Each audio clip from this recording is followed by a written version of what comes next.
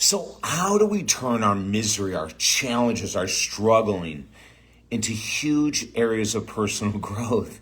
I mean, isn't that one of the most important things we can do in this world, is to be able to take those things that we're struggling with, maybe it's money or our attitude or anger or addiction, jealousy, insecurity, misery, depression, PTSD, and how do you take all of these things that so many of us are feeling today and turn it into something positive, something powerful? How do we do that?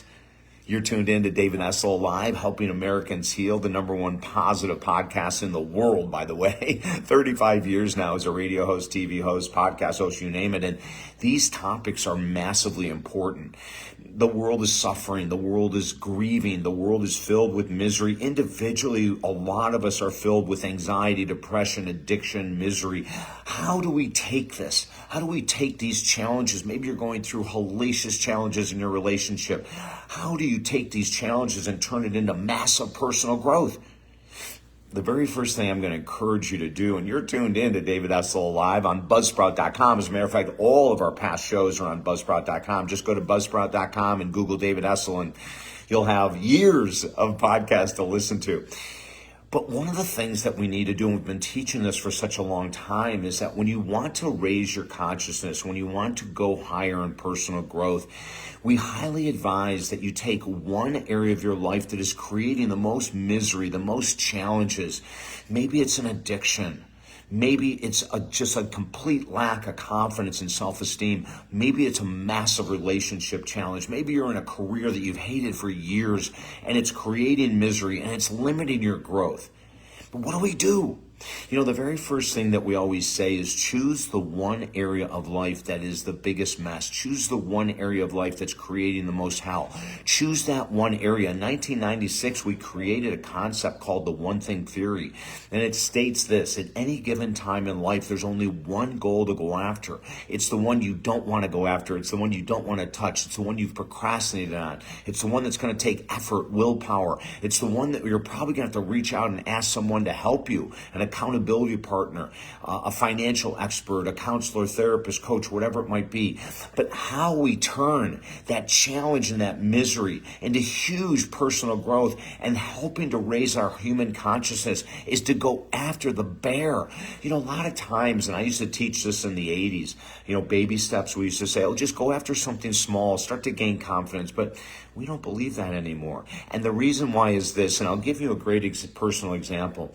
You know, I struggled seriously with addiction for 30 years. I started at 12, alcohol, cocaine came later right along, acid, mushrooms, you name it. I did everything in the world for 30 years.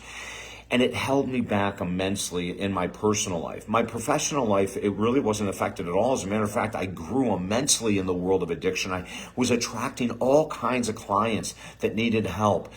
My business was blowing up, helping people get sober, and I wasn't helping myself get sober. But where it really took its toll was in my interpersonal relationships. My intimate relationships suffered. My friendships suffered because the addiction was so strong, so big, it consumed so much of my life. So I had to, that was my misery, right? That was it.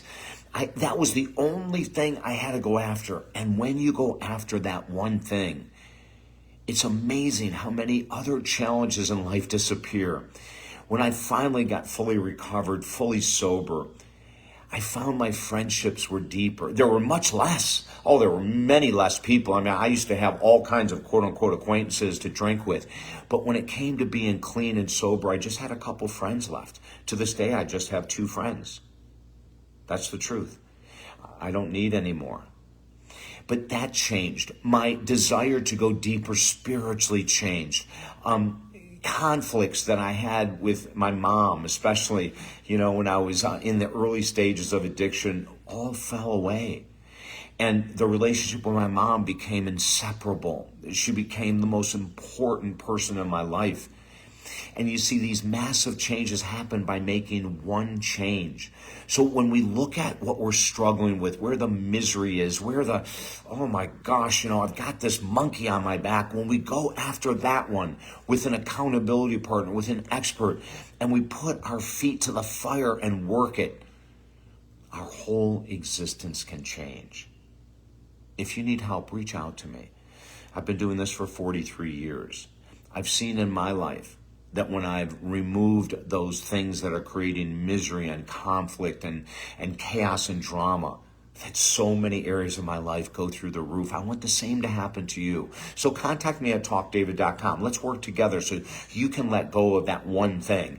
And don't forget, we have 4 free books at talkdavid.com that you can get at any time, and they just may help you move that needle as well. Until I see you again, keep working hard. You're worth it. I'm David Essel. Have a beautiful day.